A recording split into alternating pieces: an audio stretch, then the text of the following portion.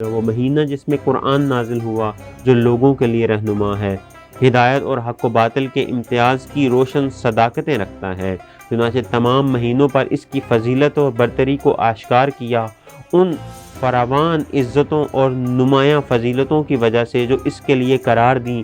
اور اس کی عظمت کے اظہار کے لیے جو چیزیں دوسرے مہینوں میں جائز کی تھیں اس میں حرام کر دیں، اور اس کے احترام کے پیش نظر کھانے پینے کی چیزوں سے منع کر دیا، اور ایک واضح زمانہ اس کے لیے معین کر دیا۔ خدائے بزرگ برتر یہ اجازت نہیں دیتا کہ اسے اس کے معینہ وقت سے آگے بڑھا دیا جائے، اور نہ یہ قبول کرتا ہے کہ اس سے مؤخر کر دیا جائے۔ پھر یہ کہ اس کی راتوں میں سے ایک رات کو 1000 مہینوں کی راتوں پر فضیلت دی، اور اس کا نام شب قدر رکھا۔ اس رات میں فرشتے اور روح القدس ہر اس امر کے ساتھ جو اس کا قطعی فیصلہ ہوتا ہے اس کے بندوں میں سے جس پر وہ چاہتا ہے نازل ہوتے ہیں۔ وہ رات سراسر سلامتی کی رات ہے جس کی